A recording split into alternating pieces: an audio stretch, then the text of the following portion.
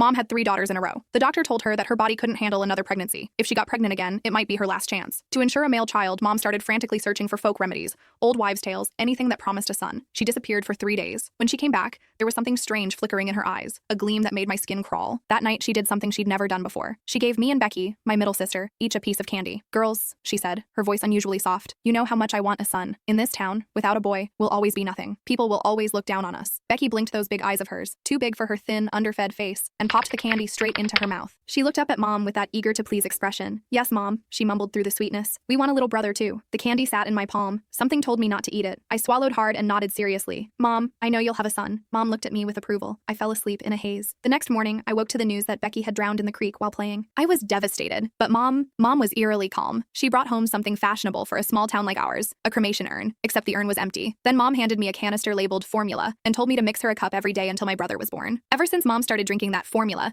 her belly grew bigger and bigger. Half the town said she was carrying twins. Others said the way her belly came to a sharp point meant it was definitely a boy. Mom couldn't stop smiling. Just one baby, she'd say, beaming. He's just big, well-nourished. The child really was enormous. Mom's belly swelled up like a watermelon, purple-red stretch marks crawling up toward her chest. She was always complaining about how itchy those marks were, scratching at them until they looked even more horrifying. Raw, angry lines across her skin. Lately, as she got further along, she kept saying her belly felt hard as a rock. Whenever that happened, a cup of that formula would bring color back to her face and calm her down. She even stopped cursing at me as much. But the powder in that canister was running out. I told Mom there wouldn't be enough to last until the baby was born. Should we get more? The moment the words left my mouth, Mom's eyes locked onto me. After I cowered and trembled for a moment, she shook her head. I'm going to stay at Grandma's for a couple days, she announced. I didn't dare argue. Even without her saying it, I knew. Mom was going to get more formula. Sure enough, when she came back, she said my youngest sister Sarah had been in a car accident. She brought home another empty urn. At the same time, she handed me a sugar canister. It was filled with that same fine, odorless powder. Nothing like milk formula at all. Following her instructions, I mixed the two powders together. I overheard her muttering to herself, good thing I kept the smaller one as backup. Otherwise, how would I feed my precious baby boy? Every hair on my body stood on end, but I could only pretend I hadn't heard. Mom's labor was brutal.